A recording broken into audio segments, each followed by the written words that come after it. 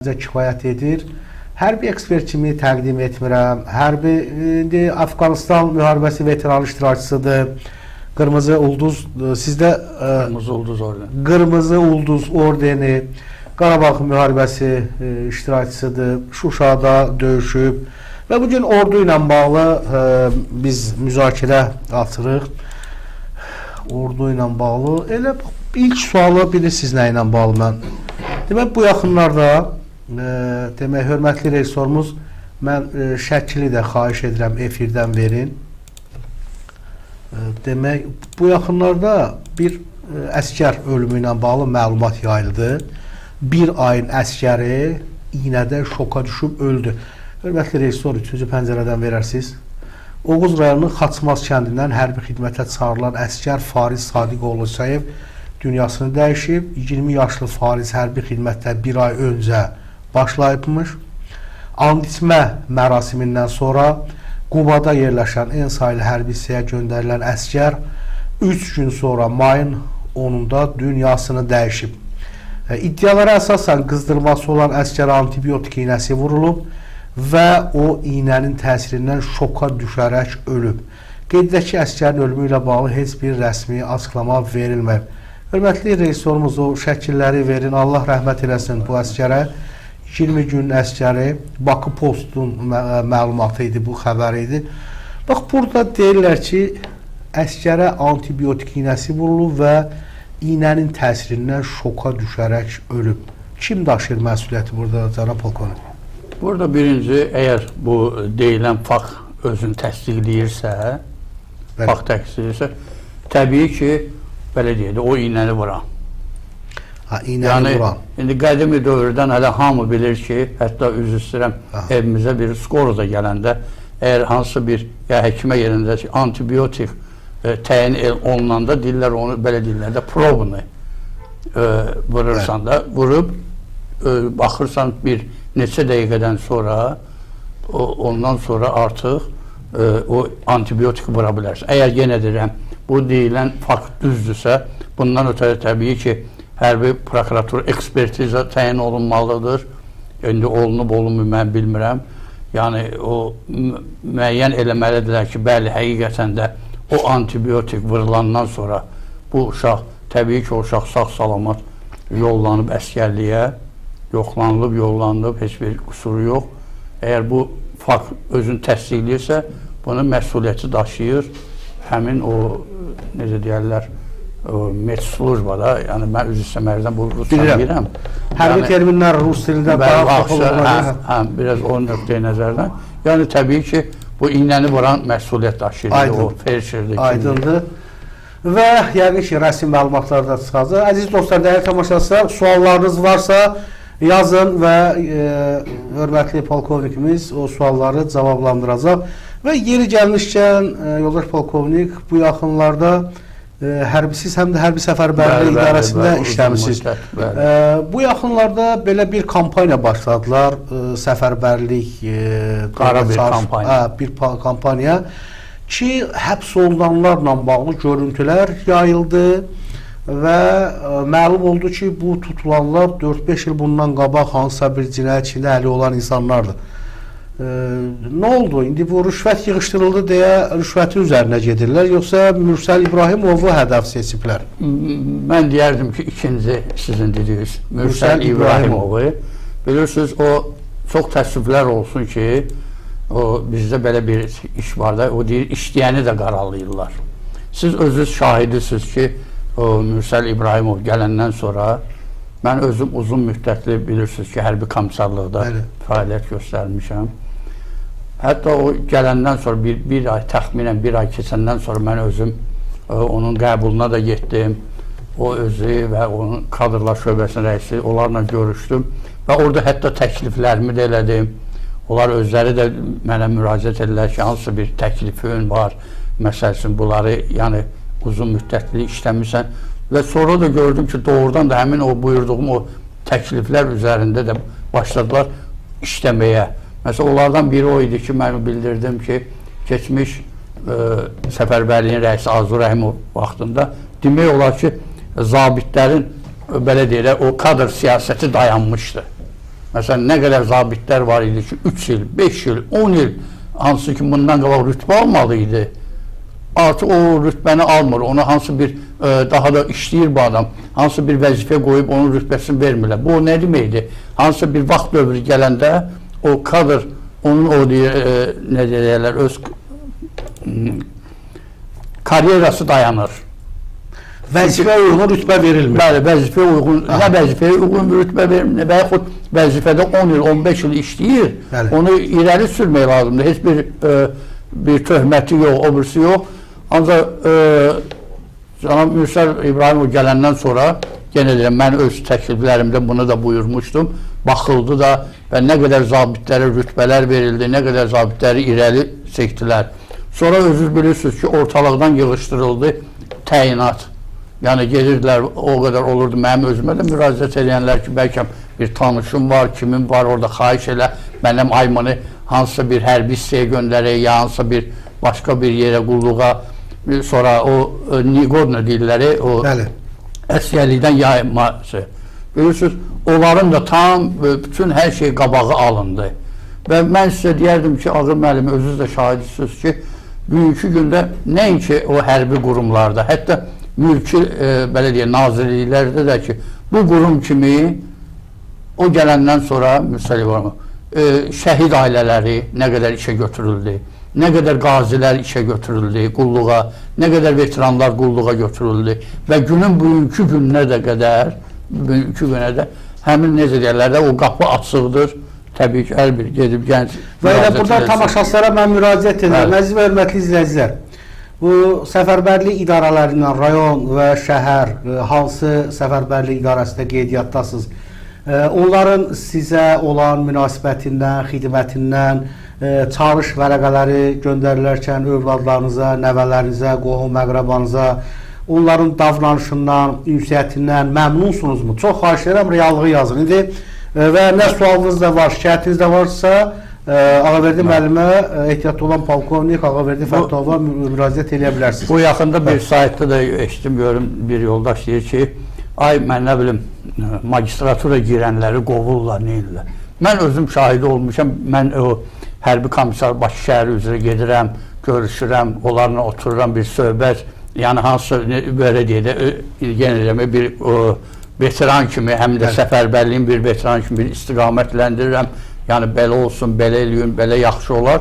Və özüm şahidəm ki, vətəndaş zəng edir telefonla, imini belə o köhnə dillə deyirəm də, komissarın özünə zəng edir. Deyir ki, mənim oğlum gedib magistratura, bu oyuna deyir ki, gətir kağızlı, biz yox, sən ixtiyarın yoxdur oğlumu aparım. Bu deyirəm, mən sən benim oğlumu apardım.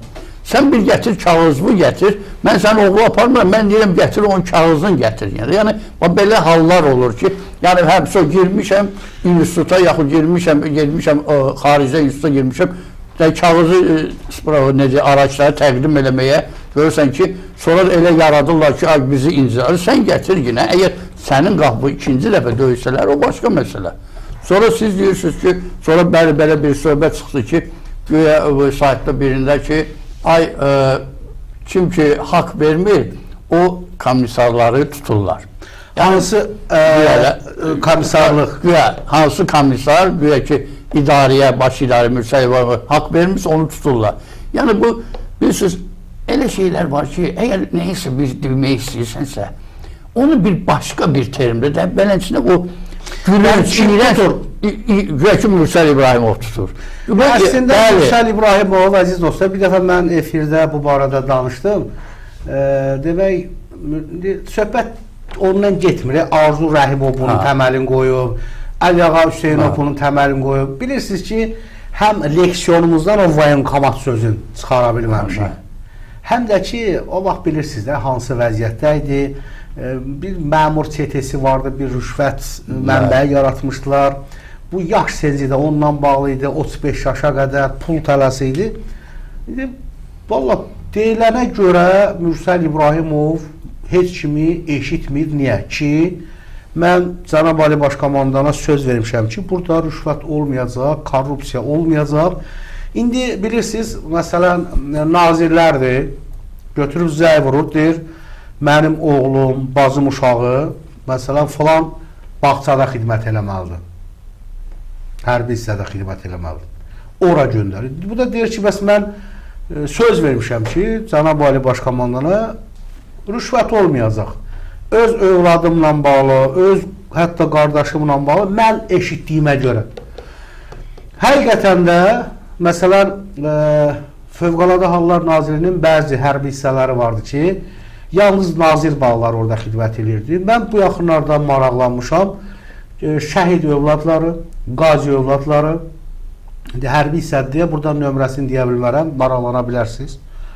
Və mən soruşdum ki, niyə? Dedilər ki, bu Səfərbərlik İdarəsində Mürsəl İbrahimovun şəxsən öz təşəbbüsü ilə ki,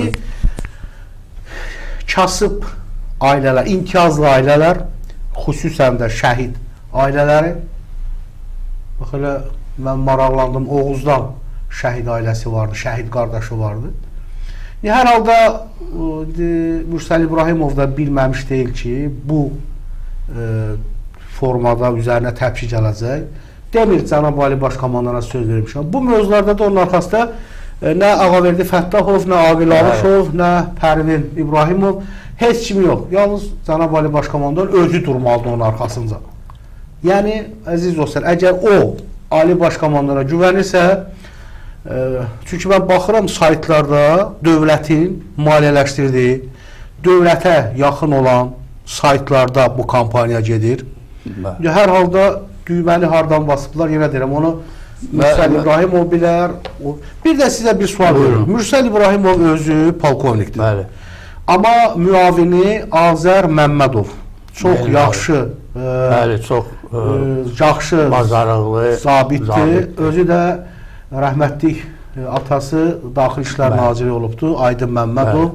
Astaradan onun əmsini tanıyırdım, Sultan Məmmədov, Allah rəhmət eləsin, Milli Məclisin deputatı, Lirik Şəhər İcra Hakimiyyəti birinci katibi, özü idmançı olubdur, bir neçə kitabın müəllifi olubdur, Masonlar kitabının müəllifi olubdur. Yəni, köklü həm nəsildir, həm yaxşı dövlətçilikdə imzaları olan nəsildir. Özü də yaxşı, bu yaxlarda da general verdilər. Mətbuat da səhv yazmışdı, soyadında səhv yazmışdı. Bax, görürsünüz, bu mətbuatın özündə də çatışmayan çoxdur. Adam generaldır, adın, soyadın səhv yazılır. Özdə baxırsan ki, o boyda saytlar. İndi nə deyirəm? Mürsəl İbrahimov, polkovnik, müavin general. İndi hər halda bir gəlib salam vermədə, general necə məruzə edə bilər polkovnika? Bax, bu Azərbaycanın söhbət bundan getmir. Və yaxud da ki, məsələn, kimisə vururlar vəzifədən generalı.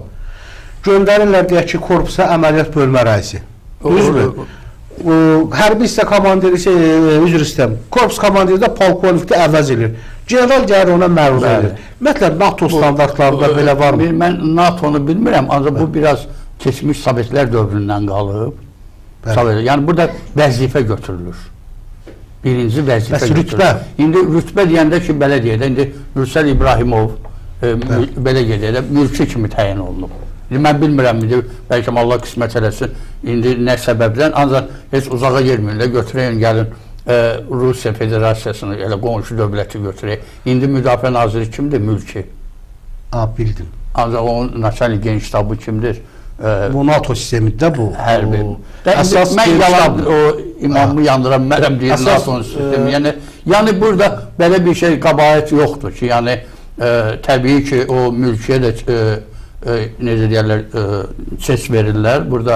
Yəni, burada belə bir şey yoxdur.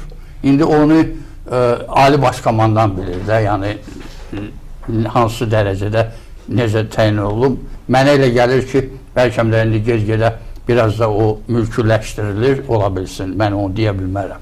Ancaq qaldı ki, o Babiyaq indi özünüz də vurğuladınız. Yəni, bu şeyi iminli, yəni, o götürülüb bütün o, necə deyərlər, niqodunu eləməyi, bütün o qaldı ki, bugünə qədər Ağı müəllim, o Allah qapılarını açıq eləsin, Allah qapılarını açıq eləsin. O kimləri ki də tutublarsa, yəni orada hansı bir iş görülüb, elə belə heç oturduğun yerdə gəlib heç kimi tutmurlar, yenirəm, Allah qapılarını. Burada sadəcə bir şey var ki, bəli, indiyə kimi də hansı bir komissarın qapısı da ölür. Uşağımı qeyri-qanunsuz bir saxla. Heç kimdə yaxın buraxmır. Ancaq Baxın, bir var ki, hərbi komissar xəstəni göndərmir, incidir, əgər incidirsə, ay mənə pul verməsin, sənə göndərərəm, beləyəm, onu tutsalar, ona 5 il yox, 25 il vermək lazımdır, o geçsin, əgər beləcə. Yox, bu günləri əgər o komissar qeyri-qanunsuz iş gedir vətəndaşla, prokurorluq gəlir, araşdırır ki, filan komissar belə bir işlə görür, ancaq ona şikayət gelməyib, o vətəndaş haqqında. Düzdür, şikayət gelməyib. Gəlirlər, araşdırır, görür, aha, bunu saxlayıb qeyri-qanunsuz. Düzdür, müəyyən edirlər, o da deyir ki, mən komissara bu qədər pul vermişəm, o övladımı saxlayıb. Birinci cinayəti kim törədir, Ağır müəllim? Valideyn. Valideyn. Əgər bu günə qədər bir dənə valideyni cinayətə məsuliyyəti daşısaydı, onu tutsaydı və yaxud o çağırışçının özünü tutsaydı. Qanun imkan verir də valideyn məsuliyyət imkan verir, bəli. Qanun imkan verir, birini tutsuz, heç kim o komissarın qapısını döyüb açmaz. Razı məylə. İkinci, mənim elə buradan da elə o təklifim, yəqin ki, adiyyəti orqanlar, yəni o baxırlar, ora-bura. Belə bir şey, bir dəfə eləmişim, çoxdan belə bir şey. Demirlər ki, oğlum gelmək istəmir, eləsi var doğrudan da o uşaq, valideynin o uşağın beynini o qədər şey eləyib ki, o da gedəndə orada gedəndə, elə bir o yazıq o zabitlər var, karyeralar dayanır, kimi özünü öldürür, kimisə öldürür, ya qaçır, belə hallar var. O da az bilmir. Gelmək istəmir, gətir 50 min, köçür hökumətin hesabına. Razı mənə, hökumətin hesabına. Qoy bu prizm ərzində olsun 10 nəfər, 20 nəfər, Opşi Respublika üzrə. Köçürtdü, həmin o yığılan pul orduya, yaxud elə həmin hərbiçilərin maaşına, o bürsə, düz deyil. Yəni bu həm qanuni şəkildə, o birdən hansısa komissar durub, deysə ki, valideynə ki, sən 50 yox, gətir 30 min ver, mən sən qeyri-qanunsuz, tut o komissarı basın adamı. Yəni, bugünkü gündə 100% bunlar götürülüb ortalıqdan. Yəni, o nə niqod eləmək, nə yer dəyişmək, nə arası saldırmaq, bu şeylər, hallar, yəni, yenə deyirəm, bəlkə də ikinci bir orqan yoxdur ki, qurum kimi ki, bu qədər şəhid ailələrin, bu qədər, indiki günə qədər də işə götürsün, hərbiyə götürsün, kimini çavuş, kimini mülki, kimini gizir, kimini zabit kimi götürürlər, baxır da orada ixtisasa görə, o ali sabatına görə, yəni bu elə indiyə kimi də bu davam edir. Mən o nöqteyi nəzərdən yenə deyirəm, necə deyərlər, bunların içindəyəm. Çox təəssüf ki, bizdə belə bir şey var, işləyəni də yıxırlar, işləməyəni də yıxırlar. Heç olmasa belə şeylərə qiymət. Bir dənə gəlsin, çıxsın, bir dənə qabağa bu respublikada bir dənə valideyn desin ki, mənim uşağım xəstə idi, onu əskərliyə göndərdilər. Mən bu paqonumu qoyaram yerə. İndi burada bir nəfər yazıb, demək, bir şəxs yazıb, Vüqar Zülfüqarov yazır ki, Xəzər rayonundan oğlum çağrışçıdır, bir neçə dəfə çağırıblar, demək olar ki, ideala yaxındır. Və demək, sonra kimin nə problem? Nəyə yaxın? Yazın. Nəyə yaxındır? İdeala yaxındır. İdeal nə mənə? Vüqar Zülfüqarov yazır ki, Xəzər rayonunda oğlum çağrışçıdır, bir neçə dəfə çağırıblar, demək olar ki, ideala yaxındır. Yəqin, müsbət mənada təqlid eləmir. Və açıq yazım, dostlar. Və bir də bir nəfər yazıb bura sual verir ki,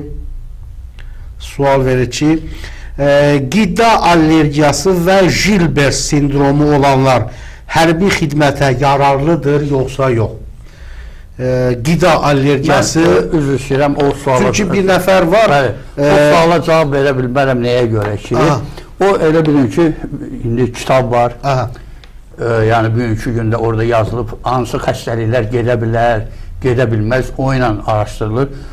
Təbii ki, öz hərbi komissarlığına müraciət eləsin, o yoxlama gedir. Sadəcə, mən elə yaxşıdır ki, belə bir sual verdiniz.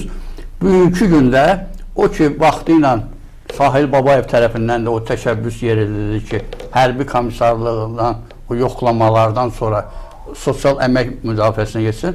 Bugünkü günə Ağır müəllim o qədər problemləri ortalasın. Onların hətta özlərinin o uşağa, uşaqlıq dövründən vermiş o qərarı özləri də ləğv eləyirlər. Məsələn, bu əlildir. hərbi komissarlıq göndərir. Bəli. Onu da xəstədir, müayinə elədi ki, göndərir, sən də bir dənə. Bəli. Təzədən o qərar verir ki, bu sağlamdır. Aha. Özü verib vaxtıyla uşaqlıqda.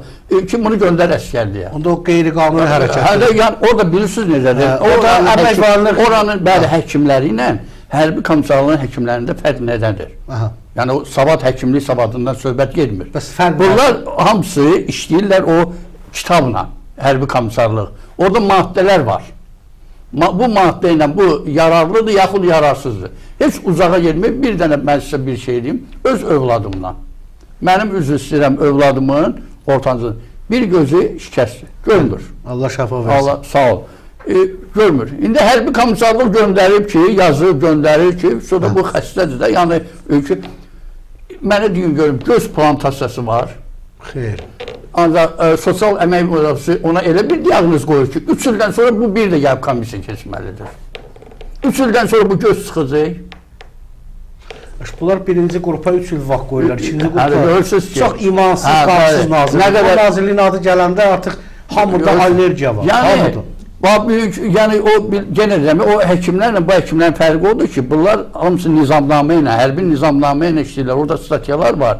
Bu günləri əgər o uşaq xəstədirsə, o demək deyil, cəmiyyət üçün xəstədir. O hərbi qulluq üçün xəstədir. Və indi bir yerə sual verirəm. Əziz tamaşaçılar, dəyərli izləyicilər, sizin övladlarınızda və qohumlarınızda tanıdığınız qonşu, kətçi, qohum, əqraba xəstə uşağı xidmətə aparıblarmı? Yəni belə bir hallar müşahidə olubmu? Xahiş edirəm, varsa yazın. Çox xahiş edirəm, yazın və 070, hörmətli rejissor, bizim telefon nömrəsi niyə orada yoxdur? 070 739 48 48 WhatsApp nömrəsi var. Orada Twitter'da var. Hörmətli rejissor, siz oradan verin. Elə 070 739 48 48. Əgər tanıdığınız, bildiyiniz şəxslər, xəstə insanları orduya aparırlarsa, çünki mən eşitmişəm bir neçə dəfə mənə zəng vurublar. Xəstə, demək, əskər gedəndən ancaq hospitallarda olubdur. Bax, indi onun məsuliyyətini kim daşıyır? Onu yenə də fakt var və valideyn verir dövləti məhkəməyə, əlavə kompensasiya da alır. Ondan ekspertizə təyin olunur. Bəli. Və müəyyən edirlər. Bu hərbi komissarlıq tərəfindən göndərilibsə, deməli məsuliyyət düşür hərbi komissarına. Yox, bu gedib orduda bu xəstəliyi tapıbsa, deməli düşür həmin hərbi hissənin üzərinə. Yox, bu 20 gündür mənim tanıdığım bir şəxs var, şəhid ailəsidir. Demək 40 gündür gedibdi, onun 30 günün hospitallardadır. Bunda qida allergiyası və Gilbert sindromu yazılıb sənə, götürüb bura aparıblar orduya. Ağı müəllim, elə xəstəliklər var ki, birincisi, onlar elə bir ki, üzdə deyil. Elə xəstəliklər var ki, üzdə deyil və onu görürsünüz ki, indi bu valideyn yazır, ancaq heç valideyn də, uşaq da gəlib onu demir. Təbii ki, ondan qabaq bu poliklinikada da keçir, bu yəni hospitalda da keçir, müayinə olunur. Hətta gedib hərbi hissəyə qəbul olunanda həmin hərbi hissənin həkimləri də əvvəlcən onları komissiya keçirdi, sonra yenə deyirəm, bundan ötəri ekspertizə təyin olunur, baxırlar ki, kim tərəfindən bu düzgündür ya yox, kim bunu göndərib. Məsələn üçün, adi gəlin pnevmoniya, mən neçə dəfələrlə bu məsələni qaldırmışam, yəni bunu belə deyək də, ya Müdafiə Naziri özü qaldırmalıdır, ya da ki, hərbi məsələlər üzrə. Ümumiyyətlə bu əskərlik gərək 2 yerə bölünsün, ildə 2 dəfə. Yaz, payız, qanun dəyişən vaxtı, yaz, payız vaxtı. Baxın, çağırışçını çağırırlar, noyabr ayında bu keçir komissiyanı. Bu adam sağlamdır. Yəni, mən öz başıma gələn iş, lerikdə qulluq edəndə, hərbi komissar olanda gəlmişdi başıma belə bir iş. Biz çağırırıq vətəndaşı, keçirdik. Bu deməli, dekabrın 31-idir, 30-udur, neysə, çörək yiyir, bu xəstələnir. Xəstələnir necə xəstələnir? Buna soğuq deyir. Bəli. Yanvarın ikisi biz bunu göndəririk əskərliyə, gəlib normaldır. Ancaq sən demə, bunun canında yavaş-yavaş başlayır, bu soğuq deymir, davam etmək. Bu orada sonra olur pnevmoniya. Və mənə gəlir, sonra ki biz bunu oradan yoxlayırlar, ağziyərinə su gəlir, ora-bura yoxlayırlar. Bunu tərxis edəndə hərbi prokurorluqdan mənim üstümə bir müstənti gəldi. Və mən ona axırı sübut elədim ki, bu mənim günahım deyil. Mən bunu bir ay bundan komissiya keçirmişəm, indi də yanında şikayəti yox idi. Su insanın pnevmoniyadan 7 gün müddətində gəlir, çıxır. Yəni bu xəstələnir, sonra qızdırması, ora-bura bu axı su. Yəni bu mənim günahımla mən bu uşağı göndərməmişəm. Mən ona sübut elədim. Ancaq belə hallar, yəni ancaq gərək gelməlidirlər əskərliyə may, bir də oktyabr ayında. Çünki Lerikin hansısa bir soyuq, dağlıq rayonundan gəlib birdən-birə küçün Naxçıvanın tutaq ki, Şahbuz olan yerinə. Yayın isti çağında. Necə olur? İyulda gün bu tarafını vurur. Yəni qan değişən vaxtı elə bir şeydir ki, bizim o Sovetlər dövründən biz belə deyək, yaxşını orada qoymuşuq, pisi götürmüşük özümüzə. Aydın. Və əziz dostlar, dəyərli tamaşaçılar, yazın, çox xahiş edirəm. Bir tamaşaçı yazıb, Cənab Polkovnik, bir tamaşaçı yazır ki, Hacı Rəcəb Həsənov Şəhid Həsən Həsənovun qardaşıdır. Yazıb, sizin fikrinizlə razılaşmıram. Pulla kimsə hərbidən azad edilsin, pul dövlətə köçülsün. Onda hərbiyə yanlış kasıb ballara gedəcək. Hörmətli Hacı, yəni alternativ hərbi sistemdə bu belədir. Kim xidmət etmək istəmir. Mən o nöqteyi nəzərdən, indi hamı gəldi, 50 min verdi, getdi. Yox, indi... 50 olması 100 olsun. Yəni bunun həm belə qabağını almaq, həm də ki... Yəni... Kim xidmət eləmir, pul verib, orduda, onun əvəzinə başqaları gedib xidmət eləsin. Və bir də bu yaxınlarda bir nazir, demək, Mədəniyyət Naziri Adil Kərimli belə bir fikir səsləndirdi ki, Mədəniyyət Nazirliyində oxuyan, nə bilim, işləyən, baletdir, səs telləri, hansısa bir oxumaq, bilmirəm, onların vokal sənəti, bu şəxsləri xidməti zamanı müəyyən yerlər nəzərə alınsın. Yəni, deyək ki, bu murovda xidmət eləyə bilməz, çünki su içsə, soyuq su bunun səsini korlaya bilər. Və yaxud da ki, baletdir, gedib onun dizaynını poza bilir. Bax, buna münasibətiniz necə? Vallahi indi bu baletdir, nədir, indi belə deyəcək, onda elə hamı da gelib sonra qaçacaq, incə sənətə girecək.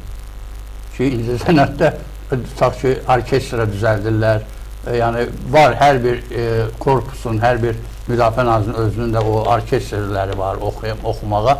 Bu o ki, götürülə bilməz axı. Yəni, nə deyim, mən biraz absurddur. Aha. Və demək, hörmətli rejissorumuz bizə bu sərhədçilər məktub göndərmişdi. İndi onunla bağlı mən danışacağım, əziz dostlarımız. Bizim çox dəyərli izləyicilərimiz var. Demək, Lənkəranda yaşayırlar, sərhədçilərdir. Bunların bir problemi var idi və həmin problemlə bağlı demək danışacağım mən. Onda biz belə elə, o mövzuya gəlməmişdən öncə sizə bir sual verirəm. Cənab Polkovnik, gələn ay Müdafiə Naziri Zakir Həsənovun yaşı tamam olur. 65 yaşdır, neçə yaşdır demək? Çox olur. 65 olur mu? Çox olur. Zakir Həsənov Mən biləm. yaş senzi ilə bağlı pensiya sazab. Daha doğrusu getməlidir də 1959-cu il 6 iyunda artıq mən çox bilirdim. Belə yaşlı görsənir, amma 1959-cu ildə anadan olubdur, 6 iyunda bunun yaşı tamam olur. Hər halda Azərbaycan qanunlarına əsasən Müdafiə Naziri vəzifəsindən bu şəxs getməlidir və yerinə başqası təyin olunmalıdır. Ümumiyyətlə, Müdafiə Nazirliyində gedən dəyişiklik, struktur dəyişikliyi, kadr dəyişikliyi sizi qane edirmi? Yəni, bu mövzularla maraqlanırsınız, yoxsa yox? Bir də ki, Zakir Həsənov yəqin ki, Cənab Ali Başkomandan tərəfindən çıxarılacaq. Çünki bunun müqavilə müddəti də bitir. Bir neçə dəfə desə müqavilə bağlanılıb. İndi bilmirəm, belə bir qanun varmı generalların yaş həddi ilə bağlı vəzifəyə təyin olunub olunmaması deyəsən Milli Məclisə bunu səsə qoymaq istəyirlər. Onlardan xəbərçiyəm. İndi sizcə yəni normal namizədlər varmı ki, ordunu daha da inkişaf elətdirsinlər və Təbii ki. Aha. Bilirsiniz Ağı müəllim, əgər indi siz deyirsinizsə bu dəqiqə zakir etsənə ulan, əgər mənim də qabaqlar da çıxışım, bu yaxında bildiniz də bir neçə gün bundan qabaq Müdafiə Nazirliyinin bir neçə generalın da, polkovnikləri də həbs elədilər. 148 milyon pul yiyilib. Bu 148 milyon nə deməkdir? Bu o deməkdir ki, bunun ən aşağısı bir 500 milyonu qıraqda yiyilib, gəlib ortalığa 148 milyon çıxıb. Elə pul yiyilmə sistemi var, silinmə sistemi var ki, onu belə bütün dünyanın bilir, istəyir prokurorları, korrupsiyaları idarəsi gəlib tökülürsün, heç onu tapa bilməzlər. Elə pul silinmələri var.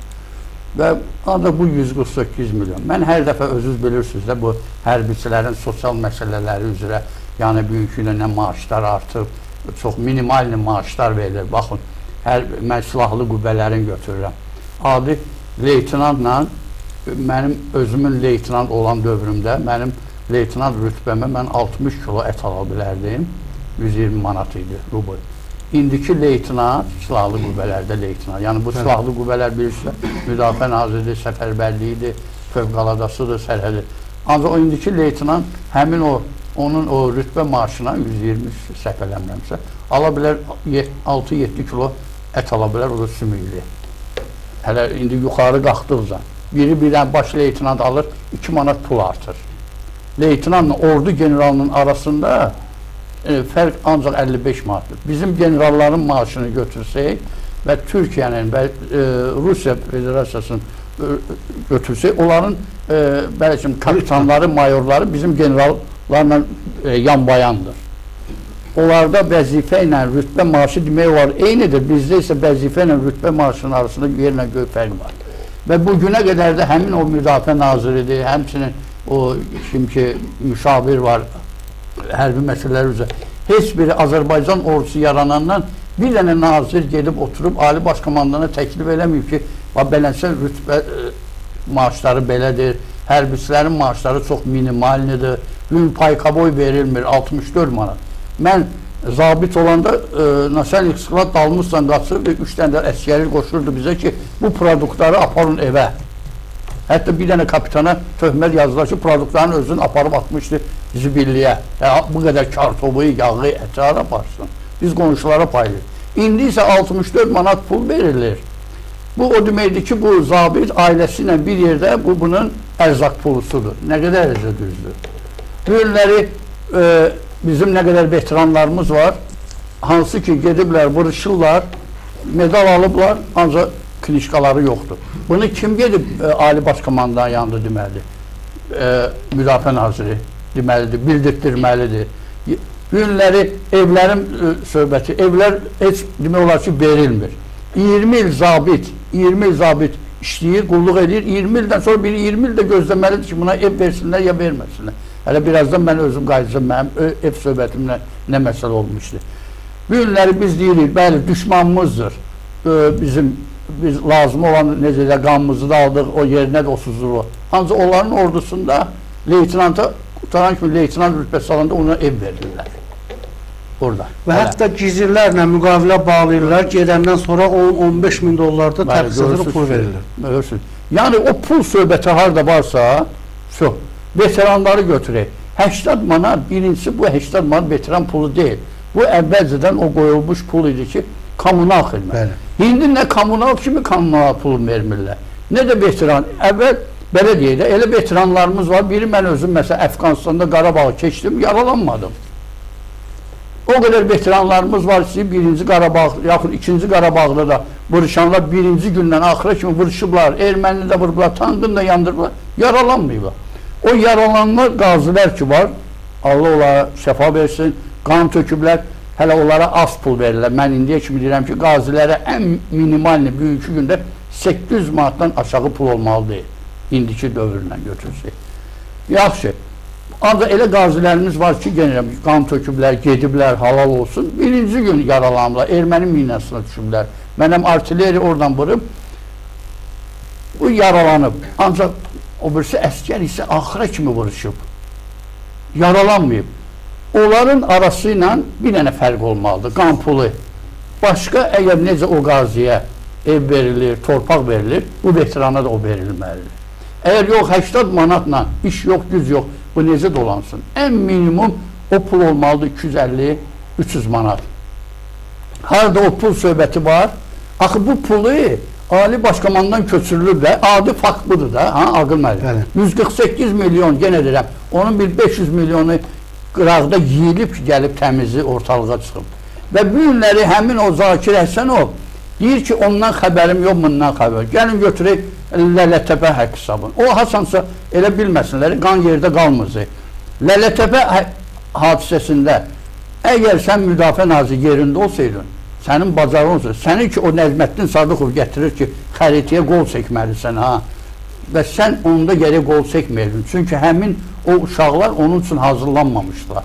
O uşaqlar görürsünüz ki, onların belediyədə davamçıları nə edədilər? Şuşanı götürdülər. Onlar beləsinə əməliyyatlar üçün.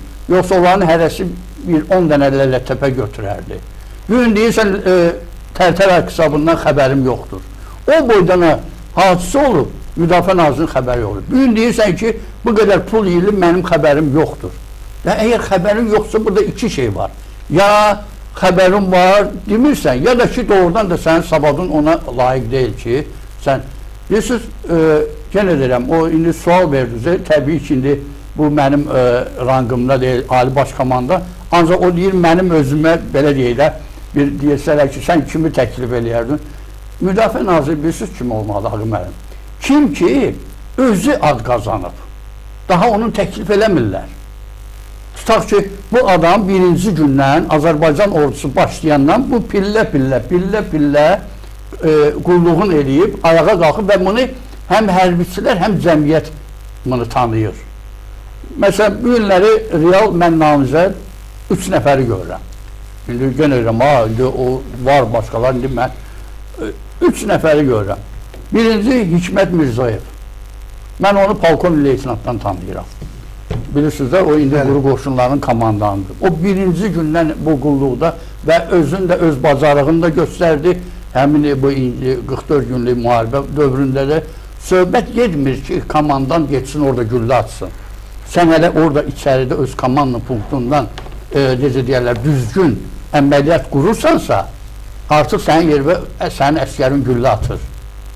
Amma mən nəyi düşünürəm? Hikmət Mirzayev qəhrəman kimi daha çox bu xalqa lazımdır. Nəinki qərargah rəisi, müdafiə naziri, quru qoşunlar. İndi mən quru qoşunlarla bağlı bəzi problemlər var. Yox, qəhrəman kimi xalqa lazımdır. Bəs bir dəqiqə, müdafiə naziri, Aqil müəllim, müdafiə naziri öz sözün deməlidir. Baxın, Nəzməddin Sadıqovun 2 nəfərə gücü çatmırdı. 2 nəfəri, necə deyərlər, o başqa, bilirəm də, xəbərim var. Bir Rövşən Əkbəri var, bir Hikmət Mirzəyevə gücü çatmırdı. Yəni, onlara aid olsun, ağzından çıxanı nə şeyləsində, yəni bu 2 nəfərə gücü çatmırdı.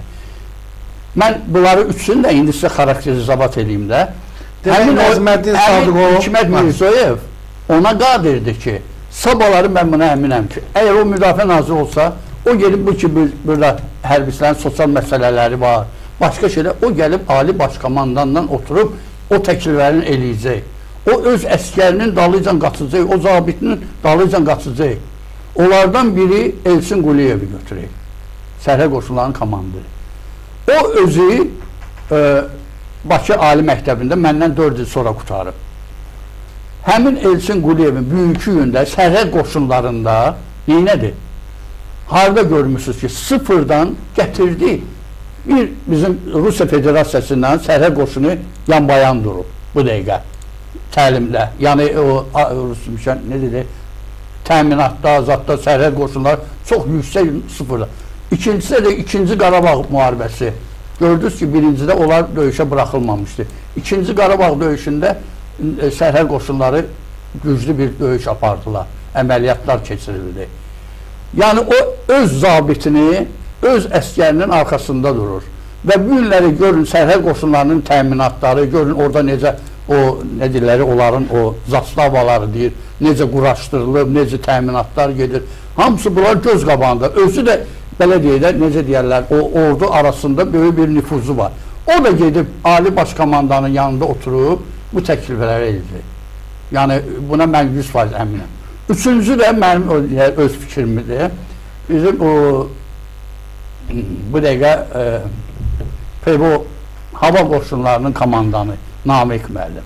İslamzadə, general mayor. Mən onu tanıyıram. O vaxtı hərbi özüm Ağdaşlı olanda o hərbi hissə Kürdəmirdən hərbi hissəsindən tanıyıram onu.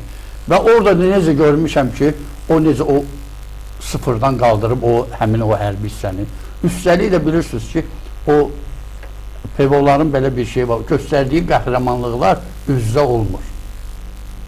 Çox danışılmır. Çox danışılmır. Onların o uçuşları 2-ci Qarabağ müharibəsində 44 ilə Namiqin özünün göstərdiyi süzrayətlər, yəni onu göstərdi ki, o insan da, o hərbisi də sırf hərbisi, bunlar hərbiçi kimi yetişir. Daha vaxtı ilə Zakir Həsənovu, o Nəcməddin Sadıqov, onun Səfər Əbiyev kislorodun bağlanmışdı. O heç bir şey eləyə bilmirdi. Səfər Əbiyev və demək Nəzməddin Sadıqov. Həqiqətən mi Nəzməddin Sadıqova imkan vermirdi işləməyə? Həqiqətən. Birincisi Səfər Əbiyev ondan çox güclü kadr idi. Hərbi nəyə görə? Hərbi terimi. O hələ o qabaq Rus Sovet nə deyirlər, hökumətində o Zabaykaya'da sonra Gürcüstanda böyük bir komandir polku idi. Yəni bu tərəfdən. İkinci də bəli. Tam sağ. Nəzməddin Sadıqov bilirdi ki, o müdafiə naziri olmayacaq. Və o bilirdi ki, Səfər Əbiyevdən sonra neynədir? Kimlər ki, Ali Baş Komandana təklif buyura bilərlər, onların əli ilə Zakir Həsənovu gətizdirdi və başladı bütün öz işlərini görməyə. Və demək, yoldaş polkovnik, bax, bir məktub var, prezidentə məktub. Demək, məktub kimlə bağlıdır? Lənkəran sərhədçiləri vaxtı ilə demək, dövlət bunlara... Və siz bir dəfə də o sualı mənə vermişsiniz. Demək, indi onların müraciəti var. Mən o müraciəti buradan səsləndirirəm. Azərbaycan Respublikasının prezidenti Ali Baş Komandan İlham Əliyev cənablarına, hörmətli cənab prezident, biz Lənkəran sərhəd dəstəsinin təqaüddə olan gizir və zabit heyəti 30 ildən çoxdur ki, Lənkəran şəhəri, Paşa, Təhməzov küçəsi, bina 1, 4, 6 və 7-də yaşayırıq. Hal-hazırda yaşadığımız mənzillər bizə qulluq müddətinə verilmiş və təqaüdə çıxandan bu günə qədər yuxarıda qeyd olunan binalarda yaşayırıq. Qanunla nəzərdə tutulmuş qaydada hamımız ailəvi olaraq həmin mənzillərdə qeydiyyatdayıq. Bu illər ərzində bir neçə dəfə Lənkəran sərhəd dəstəsinə təyin olunmuş komandirlər bizlərə hədə qorxu gələrək mənzillərdən çıxmamızı tələb etmişlər. Siz dəfələrlə yüksək tribunalarda məmurlara tapşırıqlar vermişsiniz ki, Azərbaycan Respublikasının bütün hərbçilərinə yüksək səviyyədə təqaüdçülərdə daxil olmaqla lazımi kömək və qayğı göstərərək onların bütün problemlərinin həllinə səy göstərsinlər. Lakin buna baxmayaraq, müəyyən məmurlar bunun əksini edərək qanunları tapdalayır, verilən göstəriş və tapşırıqları icra etmir, əksinə verdikləri qanuna zid qərarlarla hərbçiləri dövlətdən narazı salırlar. Sizə müraciət etməyimizin səbəbi bu günlərdə yenidən Lənkəran sərhəd dəstəsinin rəhbərliyi tərəfindən bizlərə hədə qorxu gələrək mənzillərimizi boşaltmağı tələb etməkləridir. Qanunda nəzərdə tutulmuş qaydaya görə bizə başqa yerdə ya mənzil ya da kompensasiya verildiyi təqdirdə mənzillər boşaldıla bilər. Onu da nəzərinizə çatdırmaq istəyir ki, bizim yaşadığımız Lənkəran şəhəri Paşa Təhməzov küçəsində 1, 4, 6 və ya 7 saylı binalar qapalı deyil, şəhər ərazisində yerləşir. Biz təqaüdçü hərbçilər həmin mənzillərdə 30 ildən çoxdur ki, yaşayırıq. Hər birimizin yaşı artıq çoxdan 60 ötmüşdür. Bizim vətənə xidmət dövründə qazancımız yalnız bircə mənzil olmuşdur. Bu yaşdan sonra mənzil sahibi olmaq imkanım yoxdur. Mənzillər bizdən alınacağı təqdirdə ailəvi olaraq küçədəmi qalmalıyıq? Hörmətli cənab prezident, cənab Ali Baş Komandan, indiyə qədər bu məsələ ilə bağlı dəfələrlə sizə birinci vitse-prezidentə yazılı müraciətlər etmişik. Amma təəssüf ki, müraciətlərimiz cavabsız qalmışdır. Bəllidir ki, məktublarımız sizə və Mehriban xanıma çatdırılmayıb. Əgər çatdırılsaydı, bugünkü vəziyyət yaşanmazdı. Həmin məktublar zaman-zaman Prezident Administrasiyasının Ümumi Şöbəsi tərəfindən Sərhəd Qoşunları rəhbərliyinə yönəldilmiş və Sərhəd Qoşunları rəhbərliyi də məktublara şablon cavab verməklə problemi bitmiş hesab etmişdir. Məsələ burasındadır ki, bizlər incidən də məhz onlar Sərhəd Qoşunları rəhbərliyidir. Biz bilirik ki, siz bu məsələdən hali olsaydınız, ömrünü vətənə, xidmətə həsr etmiş təqaüdçülərin belə az-nazarlı vəziyyətə salınmasına heç bir halda imkan verməzdiniz. Biz təqaüdçülər inanırıq ki, bu məsələdə bizim mənafeyimizi qoruyar, mənzillərimizin özəlləşdirilməsi ilə bağlı tələblərimizdə haqlı olduğumuzu nəzərə alasınız. Odur ki, səsimizə səs verək bu mənzillərlə bağlı qanundakı boşluqların aradan qaldırılmasına göstərik verməyinizi sizdən xahiş edirik. Hörmətlə, Lənkəran şəhəri, Paşa Təhməzov küçəsi, bina 140, demək 1, 4, 6 və 7-ci binada yaşayan hərbi təqaüdçülər, Qarabağ veteranları, silahlı qüvvələrin veteranları və onların ailə üzvləri. Əziz dostlar, yəqin ki, xatırlayırsınız, mən bu zabitlər və gizirli hərbi qruplarla bir müsahibə hazırlamışdım yayda. Mənə elə gəlir ki, onların o binadan çıxarılması ilə bağlı gələn qərarlar, yönəlilən əmrlər düzgün deyil. Bu şəxslər, mən bir-bir onları danışdırmışam, sərhədçilər olublar, dövlətin ilk qurulduğu müstəqillik vaxtlarında gah sərhəddə, gah səngərdə döyüşən, vuruşan, yaralanan və hətta o binalarda övladı şəhid olan, qazi olan, yaralı olan ailələr var. Siz hansı üzdən, hansı cürətlə gedib deyirsiniz ki, bu evləri boşaldın? Yaxşı, boşaldın, niyə bəs onları siz evlə təmin etmirsiniz? Və onu da nəzərə almaq lazımdır ki, bunlar o zaman Dövlət Sərhəd Xidmətində işlədikləri vaxt Milli Təhlükəsizlik Nazirliyinin nəzdində olubdular. Bunlar özləri ilə kifayət qədər dövlət sirri daşıyırlar.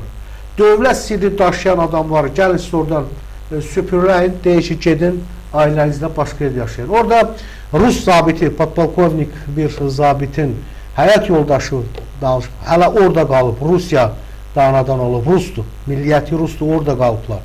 Ukraynalı hələ də orada qalıblar. Bunlar deyir ki, biz 92-93-cü ildə bizə deyirlər ki, qalın burada, mühəndis istehkam bölümü yetişdi, formalaşmasına xidməti olur. İndi siz həmin o Rus ailələri də atırsınız çölə. Belə iş mi olur? Bu düzgün yanaşma deyil. Bizə bu qapalı hərbi hissənin içində deyil. Mən getmişəm, orada baxmışam, yenə də gedib oradan, mən buradan müraciət edirəm, orada Dövlət Sərhəd Xidmətinin ehtiyatda olan hərbi qulluqçularını, o Lənkəranda həmin binada yaşayanlar çox vətənpərvər, düşüncəli, əxlaqlı, dövlətinin, vətəninin yanında olan insanlardır. Onlar çox dəyərli qardaşlardır. Mən onların hamısını tanıyıram. Həmişə də mən onlara zəy vururam. O tərəfə yolum düşəndə bir zəy vururam, bir onlarla oturub bir çay içirik. O qədər vətənpərvər insanlar var. O qədər. Və orada bir nəfər var. Demək, Lerkin Piran kəndindən bir dayı var. Həmin dayı ilk o sərhəd dəstəsində təsərrüfat yaradan dayılardan. Lerkin Piran kəndindən, İbrahimov. Və Heydər Əliyevdən, rəhmətlikdən o vaxt sərhəd qoşunlarında hansısa bir problemi həll etməkdən ötürü təsəvvür edin ki, bu şəxs Heydər Əliyevdən gedib borc istəyib, borc. Təsəvvür edirsinizmi ki, 600-700 dollar borc istəyib. Yəqin bir-bir onları yenidən efirə çıxararam.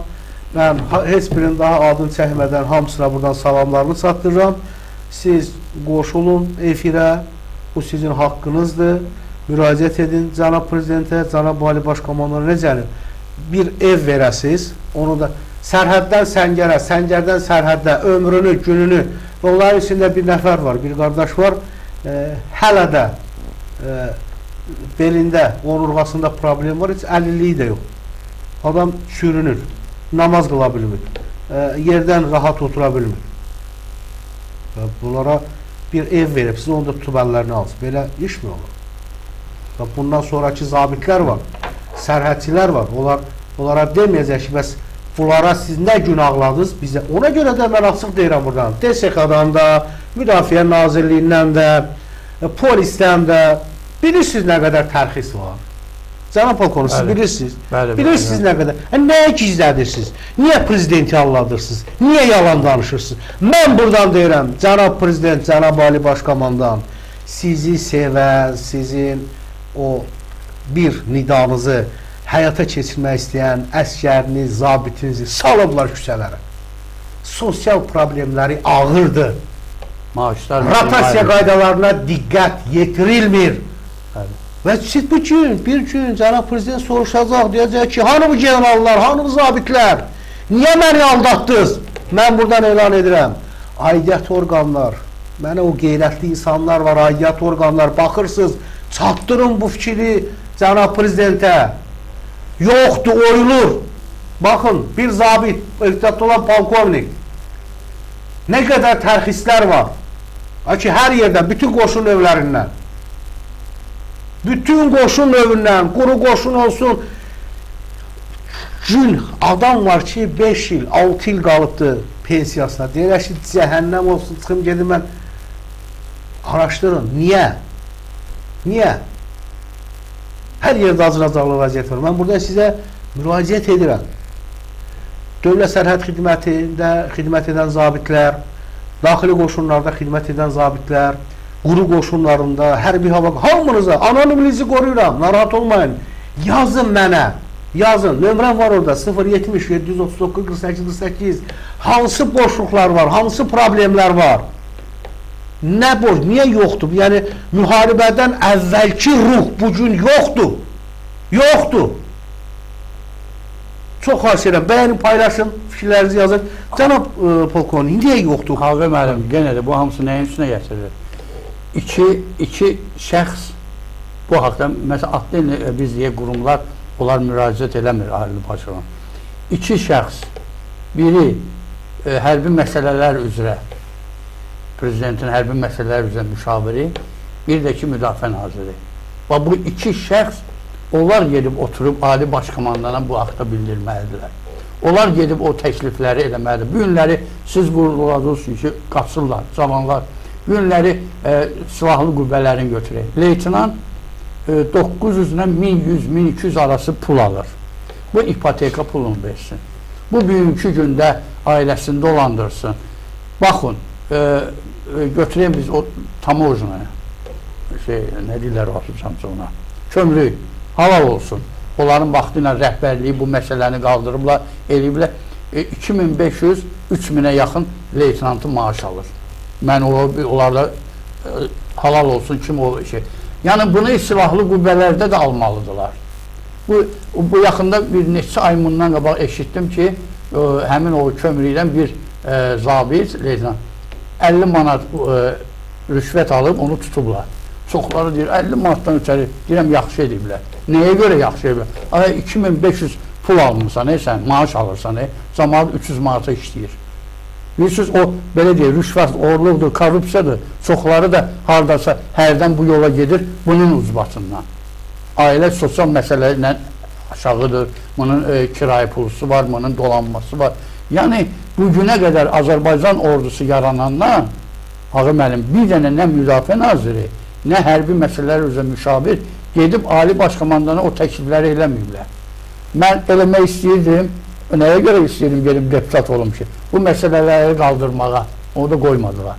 Yəni söhbət, bundan görürsünüz, əgər çoxları deyir ki, pul köçürülmür. Bu köçürülməsə 148 milyon hardan yiyildi? Pul köçürülür, bunlar köçürmürlər. Pulu hər bir şeylə, maneə ilə yiyirlər. Hər bir vəziyyətlə yiyirlər. O evləri, bilirsiniz nə qədər zabitlər var ki, rəhmətə geliblər, ev almayıblar, özlərinə qismət olmayıb. Ancaq gəlin gedək yoxlayaq, şoferinə ev veriblər. Katibə 5 il işləyən katibə ev veriblər. Mən nə bilim, bacanağa ev veriblər, qardaşa ev veriblər, yoldan keçənə ev veriblər. Ancaq bir dənə hərbiçiyə verməyiblər. bir dənə zabitə ev verməyiblər. O qədər, yəni bu haqsızlıqlar, bu bəli siz buyurduğunuz kimi qaçırlar. Günləri mən özüm də öz evladımı evdə saxlaya bilmirəm. Deyir, mən neyim həyata? Qaçırlar, cəmaət qaçır. Yalandan hamısını deyirlər. Bu tək, gəlin götürək, tək bu şeyə aid deyil, aidiyyatı deyil bu iminli hərbiyə. Belə mümkün, hərbi... Hər yerdə, gəlin pensiyon şöbəni götürək. Günləri pensiya sistemimiz ümumiyyətlə düzgün qurulmuyor. Sən 2000 maaş alana, 3000, 4000, 5000, mən biləm 10.000-dən də çox pensiya alana da 8% verirsən. 300 manat alana da 8%. Bu nə qədər düzdür? Bəyəm bizdə elə bir tükan var ki, burada yazılıb ki, kim 500 manata yaxın alırsa, o gedib ətin kilosunu 3 manat alacaq. Yoxdur ki, elə bir tükan, elə aptek. Ümumiyyətlə, sistem özü, yəni bu hərbi sistem, günləri, hərbi deyirəm, pensiya sistemi, günləri bu adam işləyir, 25 il işləyib, hansı bir müəssisədə, Sloykada işləyib, düzdür? Böyle bükülüb də bu adamın, işləyə bilmir. Çıxır, bunu başqa yerə işə götürmürlər, yüngül bir işə görə.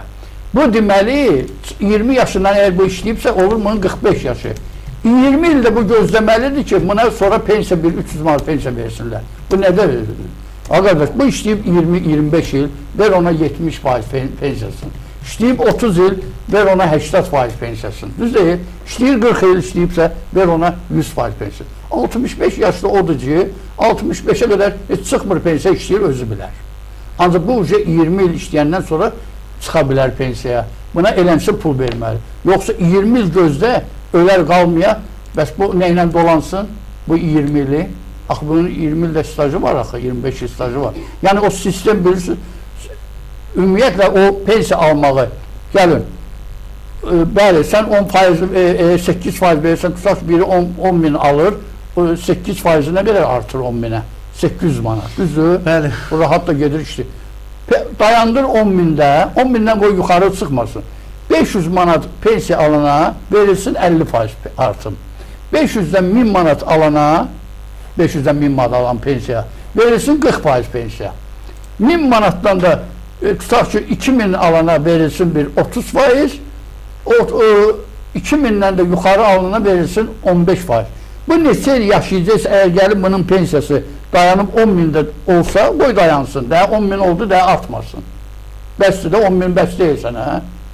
Pensiya var, 2.000 qoysan produktun olsun, 800 manata da kefələ. Yəni, bu pensiya sistemi ümumiyyətlə düzgün. Və həmin o Sahil Babayev də bir dəfə də öz təklifi ilə, zadı ilə özə gör nə tendensiysə. Yanvarın biri pul verilir, yanvarın ikisi başlayır ki, pensiyalar artıcaq. Düz il boyu bütün saytlar yazır ki, pensiya artıcaq, şad xəbər. Pensiyası, yəni cəmaatı bu şey. Mən həmişə nəyin şeyin eləyirəm, Ağır müəllim. Bu çıxışımda da Ali Başkomandana da müraciətim olub. Mən bir şey ki, yəni Cənab Prezidentə ki, bunlar İMİ-ni 5-ci nə deyirlər, vara, 5-ci kolona, o promo yeriyib, o bələnsi yeriyib və onlar çalışırlar ki, dövlətlə, millətlə, xalqı dövlətlə üzbəüz qoysunlar. Ancaq bunun üstündə bu dəqiqə gedir. Yaxşı da bilirlər ki, bugünkü günü bilirsiniz, Ağır müəllim, o deyir bir bazı o siyasətə, bizim Şuşa bəyannaməsindən sonra bütün o 5-ci kolon var ya, onlar yaxşı bilir ki, Azərbaycandan 1 metrə addım atmaq olmaz. Əgər 1 metrə girsələr, Türk qardaşlarımız buradadır. 1 metrə girmək olmaz. Və yaxşı da bilirlər ki, indi Türk dünyası ayağa qalxıb, Türk dünyası möhkəmlənir. Türk dünyası da biz balaca dövlətdə olsaq, biz coğrafi nöqtə ilə ən strateji nöqtədəyik biz. Və bizim böyük resurslarımız var. Və bu günləri Türk dünyası bizsiz möhkəm ola bilməz. Deməli, bunlara nə lazımdır? Azərbaycanı daxildən dağıtmaq. Daxildən dağıtmağı... Sən özün daxildə zəif olandan sonra Türk qardaşı birləsin, Türk birləsin. Daxildən də dağıtmağın yolu nədir? Xaos. Xaos nədən əmələ gəlir? Xaos gəlir insanların sosial məsələləri minimuma düşməkdən. Və həmin o 5-ci kolona işləyən məmurlar günləri onu çalışırlar ki, insanların sosial məsələsi minimuma düşsün. Günləri yenə də bir demək, o dövlətlə, xalqı dövlətlə üzbəüz qoymaq istəyirlər. Narasılıq. Yadınıza gəlir, bu axırıncıda mən sizə zəng elədim. Narazıdırlar. Dedim, qəbirstanlıqdan çıxdım, nə dedim sizə? Hə, dedim. Hələ mən, bəli. yadınızda Hə, onu bir də deyim. dedim ki, ay ağı müəllim, gör necə, mən indi fatih verirəm burada hamısına. Bəli, hə. Birdən ürəyimdən keçdi ki, istədim deyim ki, ay ölülər, sağ əliniz mənim başıma. Bəli, bəli. Əgər bu sözü mən işlədirəmsə, məndən o yana 100 minlər var. Məndən də o yana 100. Deməli, görürsünüz ki, yenə də mən bir zabit olan Siz onu niyə dediniz orada ölülərə elə bir xitaban dediniz ki? Ona görə, ne üçün? Çünki mən axı bu günlər mən pensiya çıxmışam, mən o problemlərin daha önce qaçmalı deyiləm axı. Mən o problemləri həll eləməli deyiləm axı. Mən rahat mən bu dövlətdən ötəri vuruşmuşam, eləmişəm, bu dövlətin quruculuqlarından olmuşam. Necə deyir, başda ulu öndərimiz onun arxasıyla etmişik, olmuşuq, bu dövlətin quruculuğunda iştirak eləmişik. Ancaq indi isə hansısa bir o məmurlar o gəliblər bugünkü gündə və Ali Başkomandana səhvlə izah edirlər, aldadırlar. Niyə mən bugünkü gündə mən ev söhbətimi problem edirəm? Sizin də ev probleminiz var. Mənim ev problemim, mən elə icazə versiniz elə Mehriban xanıma müraciət edirəm. Mehriban xanım, buyurun. Bəli, sırf Mehriban xanım. Mehriban xanım, mən deməli... Əvvəlcə problemimizi deyin, ondan sonra Mehriban xanıma müraciət edirəm. Yox, deyim, başlayayım elə Mehriban xanıma. Nəyə görə sizə müraciət edirəm? Buyurun. Bir, düzdür, bir belə deyək də, bir Bakılı kimi, bir vitse-prezidentinə kimi yox, yəni bir zabit kimi. Mənim düzdür, haqqım yoxdur yerli-bazlıq eləməyə. Ne üçün? Azərbaycanın 70%-nə mənim qohumçuluğum var. Hətta qırağı Azərbaycandan götürsək, qərbi Azərbaycanlarla, Gürcistanlarla necə deyərlər, qız almışıq, qız vermişik. Ancaq Azərbaycanın 100%-ilə necə deyərlər, dostluğum, mehribançılığım var. Ona görə haqqım yoxdur ki, mən sadəcə məcburam belənçinə deyim ki, düzdür, bir Bakılı, belə deyək də, Bakılı olub Bakıda olmağım mənim ziyanıma gedib bugünə qədər. Necə deyərlər, öz karyeram dayandı, general rütbəmi almadım. Bu tərəfdən deputat seçilməyə gedəndə həmçinin qabağını aldılar ki, yəni görəndə ki, o cürə Bakı kəndlərindən, mən öz kəndimizdən Nardaran, sonra Kürdaxanı, Pirşağı, Zabrat tərəfdən yəni o namizədliyimi vermişdim. Sən demə bir deputat namizəd, əslən Qazaxlı, sən demə Bakı kəndlərinin dərdin sirrin bu məndən yaxşı bilirmiş. Üstəlik də hərbiçilərin dərdin sirrini yaxşı bilir. O biləndə ki, o qüvvələr ki var ki, bilirdilər ki, əgər mən deputat seçilsəm, təbii ki, insanların o əhval ruhiyyəsindən olan problemindən danışacağım, əlaqəsə ki, hərbiçilərin problemindən və məni hansısa bir heç kim Allahdan başqa ikinci bir qüvvə yox olmayacaq ki, məni istiqamətləndirə bilsinlər. Ki, yəni, dedim, olan dediyinə bu şeyin qabağını aldılar. Ona görə də nəyə sizə gətirirəm? 2011-ci ildə Mehriban xanım, cənab prezidentin əmri ilə qərar çıxdı ki, 20 il qüsursuz xidmət eləyən zabitlərə ev verilsin. Doğrudan da ailəmiz də sevindi. Dedi, Allah Ali Başkomandanın canını sağ olsun. Və ondan sonra Müdafiə Naziri başladı bu problemləri yaratmağa ki, sənə ev düşmür. Niyə ev düşmür? Mən 1990-cı ildə Sovetlər ordusunda 29 kvadrat metrə ev almışam. Bildirəndə ki, bəs mən bu evi Sovetlər dövründə almışam. Axı, Azərbaycan ordusunda mən almamışam. Və çox məktublar yazdım və onlar da yanlış informasiya verdilər həm Ali Başkomandana ki, orada məndə məktublar gəldi ki, yazırdılar. Bu Müdafiə Nazirliyindən ev alıb. Daha yazmırdılar ki, hansı Müdafiə Nazirliyindən və neçənci ildən. Sonra ki, özüm durdum araşdırmağa və verdim İnzibati Məhkəməyə. İnzibati Məhkəmədə orada belə bir xanım vardı, Müminat xanım, soyadı yadımdan çıxıb. Bir kəlmə dedim ona halımı. Bir kəlmə dedim ki, sənə and verirəm Allaha, bir dənə qanuni icra edin, düzgün icra edin. Başqa mənə heç nə lazım deyil. Ay, mənim xeyrimə yoxdursa, sadəcə qanuni düzgün icra edin. Və ona da təqdim elədim ki, mən Müdafiə Nazirindən ev uçotuna durmamışam, oradan ev almamışam və doğrudan da o qərar qəbul elədi ki, bəli, mən Müdafiə Nazirindən ev almalıyam, yəni qeydiyyata durmalıyam. Ondan sonra Müdafiə Naziri apellyasiya məhkəməsində idi. Düzdür, üz istəyirəm, qoy məndən inciməsinlər. Birinci də belə kim apellyasiya məhkəməsini eşidirdi, mənə belə bir sözdülər ki, ora bir qaranlıq bir yuvadır. İnsanların, əsas mülki insanların xeyrinə bir şey olunmur. Dedim, necə qanun var, qərar var, o boydana da inzibati məhkəmə qərar verib. Doğrudan da üz istəyirəm, gəldim o məhkəməyə, elə bir bağışlayın məni ifadəmə görə bir kukla teatrına. Orada belə bir Rəşid Səmədov sədrlik eləyirdi. Siz görəydiniz ki, Mehriban xanım, mən hətta utandım ki, doğrudan da bizim belə bir hakimlərimiz var. Bu insan mənə deyir ki, deməli, mən aldığım ev 2014-cü ildə kup salmışam da, onu özəlləşdirmişəm. Bu insan mənə deyir ki, həmin ev keçir Müdafiə Nazirinin balansına. Mənim əmlakımı sayır Müdafiə Nazirinin balansına, ona görə sənə ev düşmür. Sən almışsan müdafiə. Mən o evi 1990-cı ildə almışam, 29 kvadrat metrə və 2014-də özəlləşdirmişəm və o evi sayır ki, sən müdafiə naziri. Çox belə acınacaqlı bir proses keçdi. Ondan sonra da Ali Məhkəmə o da ki, təbii ki, öz apellyasiyanı ayağa vermədi, belə bir qərara. Ondan sonra mən prezident aparatına müraciət edəndə bir yoldaş qarşıladı, familiyası, soyadı yadımda deyil. Və mən ona bildirdim ki, mən bu dəqiqə əgər mənə təklif edirlər ki, Avropa Şurasına, ancaq mən onu özümə sığışdırmıram. Sabah niyə o Avropa Şurasında desinlər ki, o Azərbaycanda polkovnikin hüquqları pozulur. Niyə Azərbaycanın adı çıxmalıdır? Allah'ın olsun Mehriban xanım. Bu niyyətlə mən ora vermədim ki, lazım deyil.